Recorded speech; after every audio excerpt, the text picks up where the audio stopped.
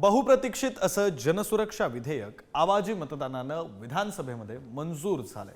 शहरी नक्षलवादाला आळा घालण्यासाठी हे विधेयक आणल्याचं देवेंद्र फडणवीस यांचं म्हणणं आहे। तर जनतेच्या 12,000 सूचनांचा विचार करून हे विधेयक आणल्याचं मुख्यमंत्र्यांनी म्हटलं। मात्र या नक्षलवादाच्या नावाखाली आंदोलकांचा आवाज दाबला जाईल, विविध संघटनांवर बंदी आणली जाईल असा आक्षेप विरोधकांनी घेतलाय।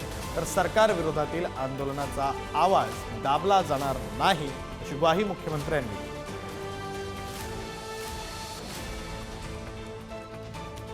जनसुरक्षा विधेयक मंजूर झालेल्या बेकायदेशीर संघटनांवर सरकार कारवाई करणार। या विधेयकामध्ये नेमकं काय आहे ते आपण पाहतो।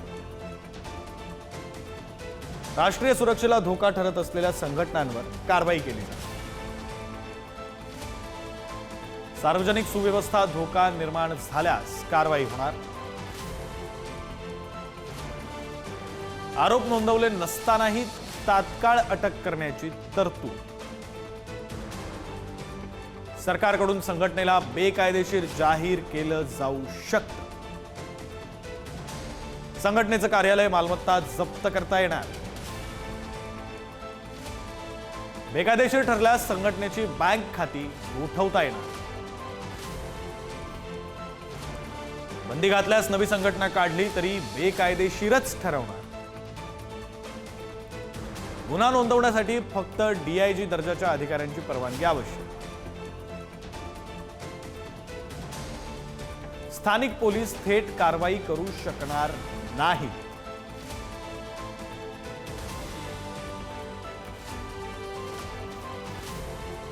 तर विरोधकांनी नेमका या विधेयकावर काय आक्षेप घेतलेला आहे आणि त्यावर मुख्यमंत्री फडणवीसांनी काय उत्तर दिलंय तेही पाहूया।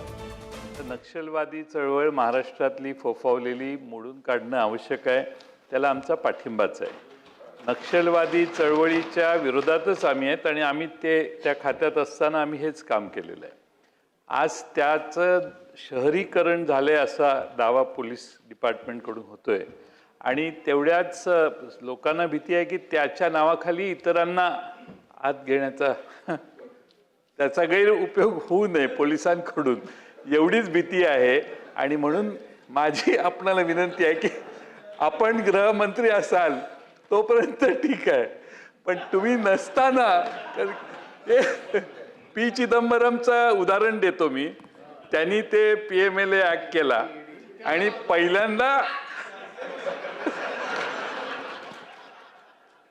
एवढीच नोंद घेतो म्हणून प्रोव्हिजन असताना त्या व्यवस्थित करा, एवढीच आमची विनंती आहे।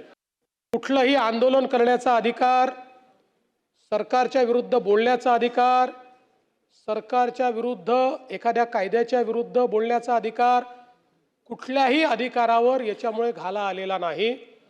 पण जे लोक संघटितदृष्ट्या राज्यघटनेने स्थापित केलेल्या व्यवस्थेला या ठिकाणी नकारतायत आणि तशा प्रकारची नकारात्मकता ही लोकांमध्ये तयार करतायत, अशा संघटनांना बॅन करण्याकरता आपल्याकडे कुठलाही कायदा नसल्यामुळे हा कायदा आणलेला आहे। मी या सभागृहाला आश्वस्त करतो की या कायद्याचा कुठलाही गैरवापर या ठिकाणी आम्ही होऊ देणार नाही, तो होणार नाही, या सभागृहाला आश्वस्त करतो।